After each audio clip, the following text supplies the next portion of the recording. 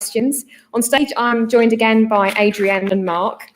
But we thought it was a bit unfair to let Adrienne and Mark have all the fun. So I did just want to invite my fellow directors to just stand up around the room as well, so that Adrienne and Mark can then pick on you when they get a difficult question. So colleagues, perhaps you could just stand up.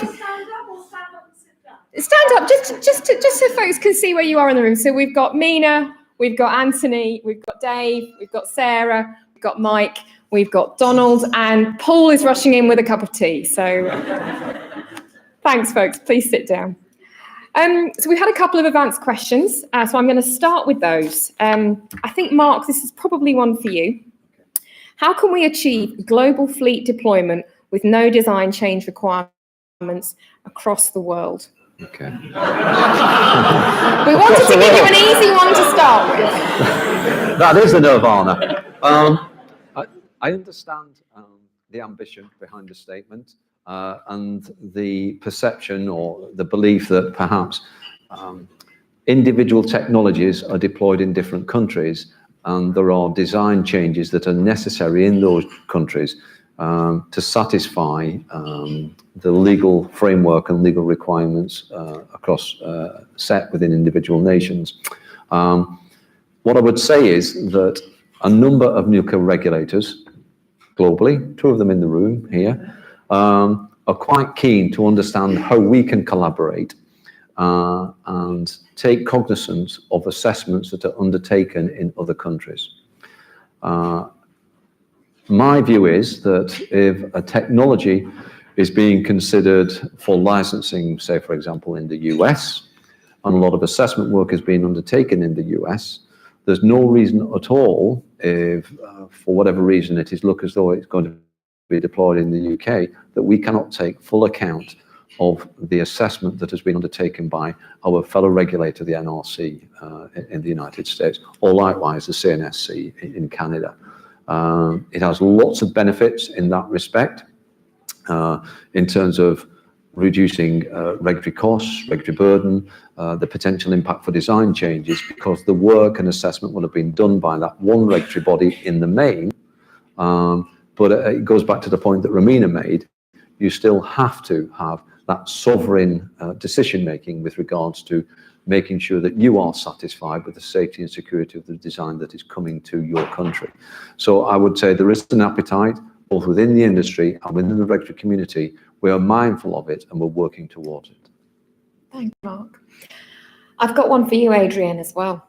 So we've been asked, what's our role, ONR's role, on the Nuclear Industry Council? Okay, so I sit as a member of the Nuclear Industry Council, I think for 2 reasons really when I had the phone call.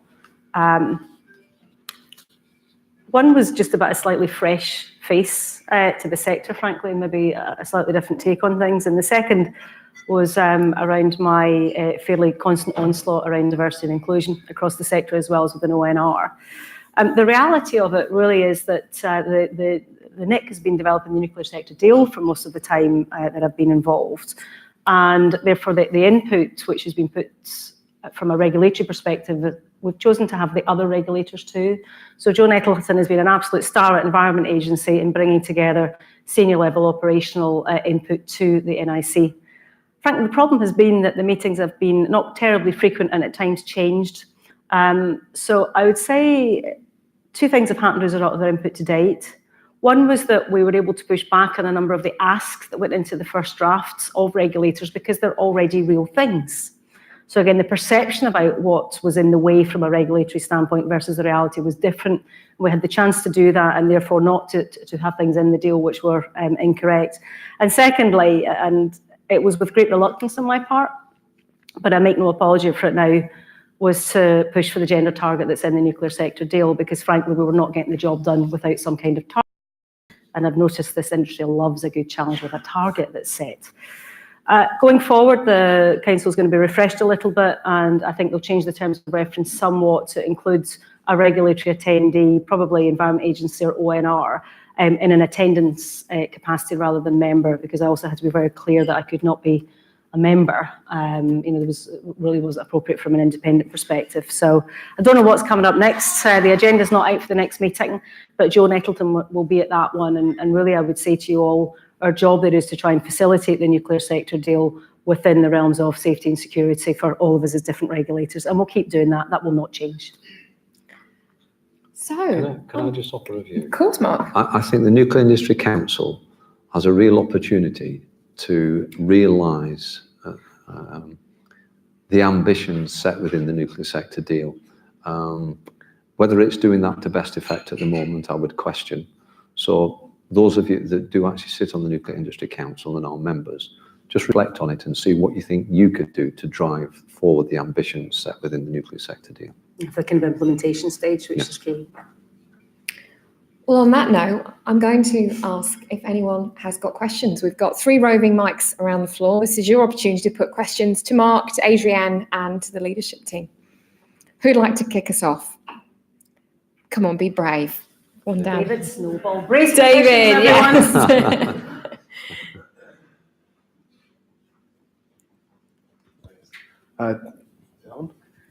David Snowball from HSE. I really like some of the stuff I've been hearing about relationships and about this vision that we're all tripping gently down the road towards the sunset hand in hand. So I just think it's been really interesting. 2 questions really. One, what do you think the limits of that are in terms of self-regulating an industry? Because that actually it requires an enormous level of trust and confidence on both sides. And the second thing, I took a photograph of it outside in the hall. Our mission is to provide efficient and effective regulation of the nuclear industry, holding it to account on behalf of the public. When you come to write your strategy, what do you think your vision is going to be, given, Adrienne, that you teed that up beautifully by saying this industry loves a target? Okay, well, I'll have a shot. I don't want to comment on vision yet because I think it's too narrow a question to lead in terms of vision statement.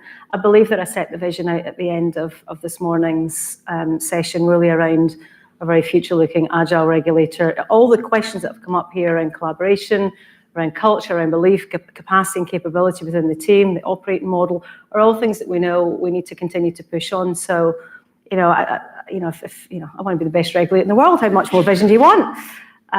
But I think where you speak then about self-regulation, industry and so on, I have been a fairly open critic of the notion that all industries can or should be self-regulated through the better regulation executive work, which Nick Baldwin, our previous chair, and I were heavily involved in. Because I think it's very contextual. And I don't think it's sensible to compare apples and oranges when it comes to regulated bodies. I know this from my previous lives when, I've looked after children, when I did safeguarding roles, very, very different sectors in care homes compared to the nuclear industry, and certainly compared to your plethora of organisations that you regulate in HSE. My firm view is that the nuclear sector can never and should never be self-regulating. That's just the bottom line for me. Within that, though, I think there is the prospect of appropriately earned autonomy and our regulatory levels set out where we pay most attention and why. Clearly, organisations which are functioning well, which are mature, which are not suffering external shocks, should be expected to get on with what they know and love best, and that's a safe, secure industry. Where we have newer organisations coming in, potentially looking to do things in different ways, or indeed new countries becoming involved in the UK market, then clearly we expect to spend more time to help them understand our way of regulating. So I think it's not one size fits all, but neither do I think it's no size fits all. And really that's been a feature of senior leadership team and board discussion, pretty much throughout the last 3 years, exactly how we regulate and why, and from efficiency perspective as well. Yeah, I think from my perspective, self-regulation does have a key role in terms of the industry. We gain quite a degree of assurance from the self-regulation, self-assurance activities that duty holders undertake. As Adrienne says, one size doesn't fit all. But what I've seen also is ideally, if a licensee or duty holder has a strong internal assurance, internal compliance function, it does allow us to stand back to a degree, but not completely, and gain confidence from the evidence that they provide us with. If we were to walk away completely, what tends to happen, or reduce too much, what tends to happen, you get a degradation in that internal challenge function. And then that starts to manifest itself in poor safety performance in that particular duty holder. So there will always be a need for a regulator, an independent regulator, such as ourselves and such as yourself, David. But self-regulation does have a role, and it is an important role, and we do take quite a degree of confidence from some of the activities that are undertaken within the industry that we regulate. Who'd like to go next? Question down the front here. I think Mike's on its way. If you could just say who you are and where you're from. Yeah, sure. Hi, it's Duncan Thompson from the NDA, and I'm sitting on a table with my decommissioning colleague, so it's got a decommissioning bent, this question. Actually, Steve Bostock from Sellafield raised the point during one of our group discussions. As you move in the decommissioning journey from a high control environment to a high innovation environment, you place a much greater reliance on individuals, on how they think and how they react in different circumstances. And that's what we want, because that's empowerment, that's innovation, that's progress, that's efficiency, that's everything we want. However, it comes with a risk, of course, because people don't always react how you might expect them to. I wondered how you were thinking about that challenge from a regulatory perspective. So in terms of decommissioning, it's a massive task that faces the UK at the moment. Broad front decommissioning going forward all over the piece, and it will bring a lot of innovation with it. As you quite rightly say, the reliance on people is fundamental by the nature of the business that's been undertaken. In terms of our focus and attention to decommissioning activities, it goes back to being proportionate in terms of what we undertake, because as you move to decommissioning, it becomes much more of a conventional safety approach and hazard and risk, as opposed to the nuclear hazard with spent fuel on site and such like. So we have our own conventional health and safety team within ONR. They then support the work within MENA's area, because MENA has responsibility for conventional health and safety.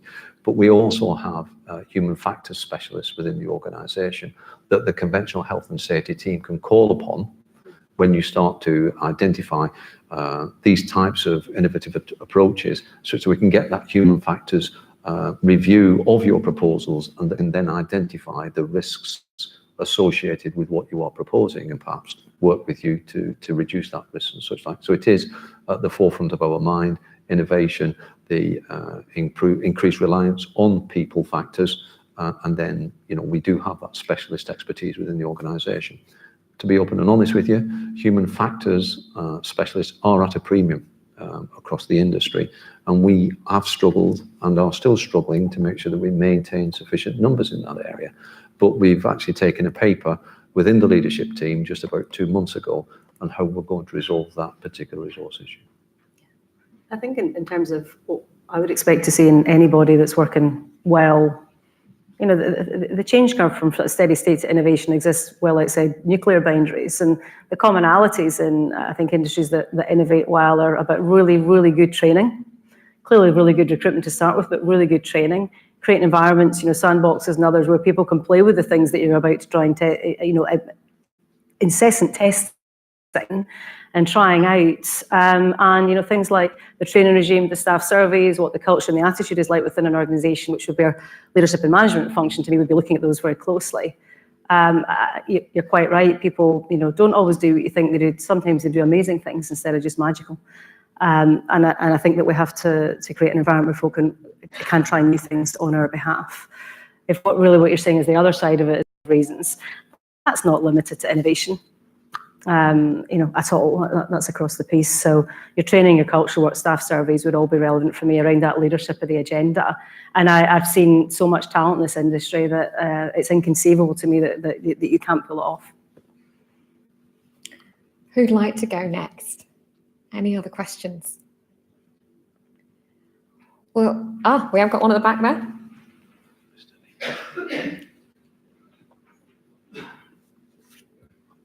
Good afternoon, Mark Need, Sellafield. Thank you for my lunch. We're glad you enjoyed it. Did you get an onion badgie? Because there were none left again when I got. How did that happen? Did you eat them all again? You weren't me to get lunch. Lunch was very good. I have to say, I thought some of the surrounding security apparatus was a bit over the top. Which is, there's a certain irony in what that was there for, against it's also World Environment Day. So I'd like to just go back to a topic that was raised earlier, and that consideration of safety to the individual and the public against the balance of consideration of impact to the environment.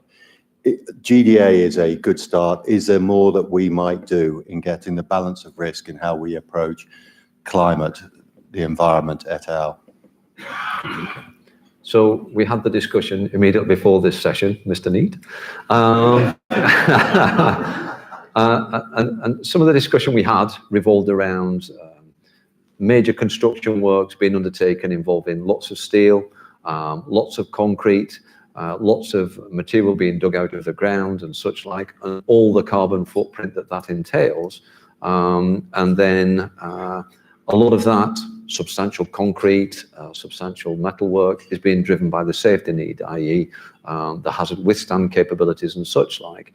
And where does the trade-off come between the level of safety and then the detriment to the environment with the carbon discharges? The discussion is that I'm quite unsure as to where that debate and that balanced decision is actually taken with regards to the impact on the environment. And again, Marie's about somewhere she came to the discussion quite convinced. And the Environment Agency has a certain role, but whether that complete consideration of environment is the safety requirement, I think is open to debate at this moment in time. So that's just being honest. Adrienne, anything else you want to add to that? No. Okay. So we've had climate change. We've talked culture. We've talked self-regulation. Have we got any other questions from the floor for Mark, Adrienne, or any of our directors? One here. David Both from Wood. We're living in an increasingly challenging world around cybersecurity and commercial security as well. I'm just wondering, with the approach to open regulation, how do we address the dilemma of dealing with a need to know principles? We've got SIAPs which have come in which help with that, but do you see any changes that you think you may have to adopt in maybe not being quite so open in some areas as what you would like to be? I think need to know has been there for a very long time as a fundamental principle to safeguarding information security within the UK and more broadly. Cybersecurity is, I would say, only recently recognised as a significant challenge. Security has come to the table in terms of a factor for the industry to consider over the last 10 years. Cyber has continually emerged, and it's very much now at the forefront of considerations. What I would say is when we developed SIAPs, the area of cyber was a particular difficult area to get agreement between ourselves, industry, government about what the content of those cyber security assessment principles should be. We worked well together and actually got an agreeable solution there. What I would say is cyber continues to be a moving feast, and there is a need to continue to share information. I think if we apply the need to know criteria or concept too strictly, we will leave ourselves vulnerable. And so there are governance frameworks, the National Cyber Security Centre, lots of different bodies that exist to make sure that we are well prepared with regards to that threat. And Paul and the team are also working with Cheltenham, National Centre for Cyber Security and such like, with regards to making sure that we are prepared, and also that we can inform industry if we think that it hasn't got access to the information, that it's informed around the cyber threat, such that we can all respond appropriately. Because I'm sure as eggs is eggs, what is a threat for the industry is likely to become a threat for ONR as well in terms of cyber. If I can continue on that theme, we had one other question submitted as well, Mark, which was, would ONR value the creation of a professional body for security that was national, governing consultancy in the way that the Security Industry Association regulates frontline roles? I don't know if you want to offer a view or We'll see if Paul would like to come in. I would. Anything that seeks to professionalise is good, because it always then seeks to drive up the standards. So I think I'm speaking out of turn. Paul's view, I think, we should also do that as my head of safety regulation. And I think we're in the process of engaging with WINS and the Security Institute to actually make that happen, such that we do get increased professionalisation within the security sector. Thank you, Mark. I think we've probably got time for about one more question, if anyone else has got a burning issue they want to raise or ask about. We've got one more here at the front. I'll take this as a last question. Thank you. Mark Treasurer, EDF Energy. Heard a lot about enabling regulation. Been a big topic. Heard a lot about international cooperation. Not all regulators in the international community follow an enabling regulation approach. What would shake you from your belief in enabling regulation? Can I kick that one off? Yeah, cool. Nothing. Let's leave the nuclear sector to the side. Other sectors which perform well are outcome focused. I've brought in outcome focused in grant making instead of tick box compliance where folk with the right words get the money to the wrong groups, to bring in a real outcomes focus that got money to the right groups in the right places that didn't know the fancy words and didn't know how to comply with what they didn't know about, but really putting it towards need. You see it across social care sector as well, thinking about the outcome for children and for vulnerable adults instead of a complying section. So speaking as the non-nuclear person in ONR, nothing. Because it's the right thing to do, it's the right focus, and it must always be the balance of how you can demonstrate best within your organisation, your capability, and your culture, how you meet the standards which we uphold. I agree with what Adrienne has said there. I think having an enabling regulation approach prevents this us and them attitude. In fact, I've had some discussions today about other regulatory bodies elsewhere in Europe. They are quite prescriptive. They don't work in an enabling manner. They sit here, duty holder sits there, and it's a very transactional exchange. How's that in the interests of safety or security? I would suggest that it's not. Having that open dialogue, that open discussion, hearing concerns from the duty holder, hearing concerns from ourselves as a regulator, and working on a common solution that everybody's agreed to, I think is in the best interests of safety and security. Mark and Adrienne, I think we've got a further comment from that table on the same theme. Well, David, please. Not an inch of difference between me and Adrienne and Mark on that. An output-focused regulator who weighs and counts things is a counsel of downward spiralling despair. Yes. Yeah. If we're not into the business of outcomes, we can't make the case to anybody, politicians, stakeholders, duty holders, the general public. We can't convince them that we're doing anything other than counting stuff. And that's not modern regulation. So just in case there's any doubt in people's minds, I march behind, I march in front of these two as a human shield. With an aspiration to be the world's best regulator. So just anyone who's not sure, that is the health and safety executive there. Thank you, David. David, thank you. That's a very positive note to end on. I'm just going to invite you both if there's any final quick remarks that you wanted to make before I close this session. Just a couple of comments, really. First of all, thank you very much to all of you for coming in today, participating wholeheartedly in our conference. I think it's the 6th one, and as we go along the line, they get better and better. More people attending, greater engagement, and much more ideas coming to the fore that will help us in our regulation in the future. So thank you very much. And also personally for myself is to thank the team from Policy and Comms in terms of the work, support and effort they've done in terms of arranging the event today and making it a success that it is.